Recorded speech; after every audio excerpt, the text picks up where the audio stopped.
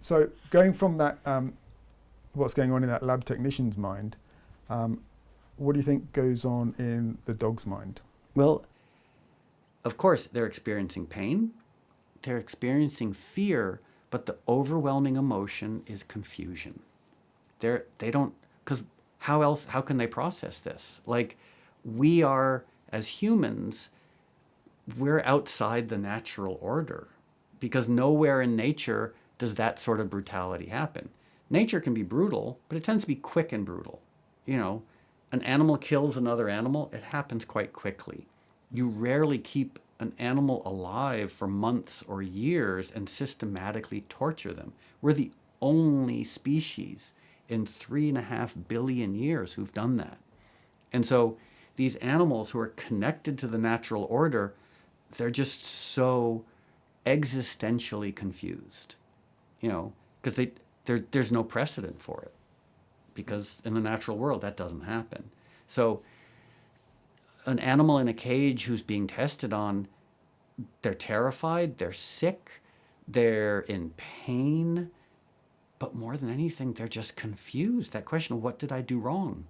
Like, why am I being punished for just existing? My last question, you kind of answered it already, but it was about people seeking enlightenment and wanting to live in the moment and not want more than they need and not have regrets and worries about the future. Mm-hmm. And do you think animals might actually be enlightened? It's a really great question. And it's one, so, and this might be relevant, it might not. It might sound like just the insane ramblings of someone who spends too much time by himself. But I have a theory about the human condition.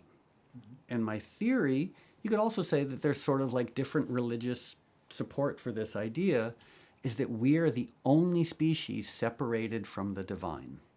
You know, think about it. We're kicked out of the Garden of Eden. We're the only ones who were kicked out of the Garden of Eden. I'm not Christian, but I'm just saying, as metaphor, as analogy, think of that. Like, we're separated from the divine. Whatever the divine might be, we're the only ones without that connection from the divine, with the divine.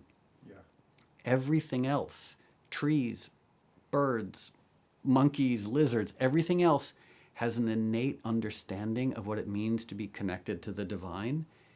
We're the ones who don't have that. We're the fallen angels. We're the ones separated from God. And everything we're doing is a form of destructive rebellion. And so I would say, yes, every being apart from humans is born into a state of grace and enlightenment. We are not.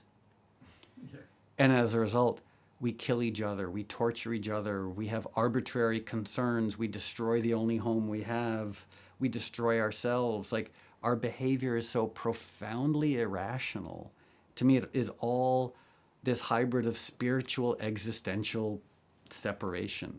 You know, like, we are separated from the divine, and everything we do is a destructive result of that. Okay, we're only we're kind of like months into starting this documentary process properly, and we've just done our big interview with Moby. And how amazing is he? He's given us this interview without really knowing us from Adam. He spoke so eloquently, really inspiringly as well. He certainly knows his stuff. He's well read on the issue, and really encouraging. Gave us a great testimonial, which we're so chuffed with. I'm glad that's over because I was really nervous. But we've had a really good team here, and we've done a good job. Looking forward to editing this out. So nice one. We'll update later. That's cool. Is that good now? Anything else specific to add, or we done? No, that's great. Nice one. Behind the scenes. Nice one, mate. Thanks. All right, thanks.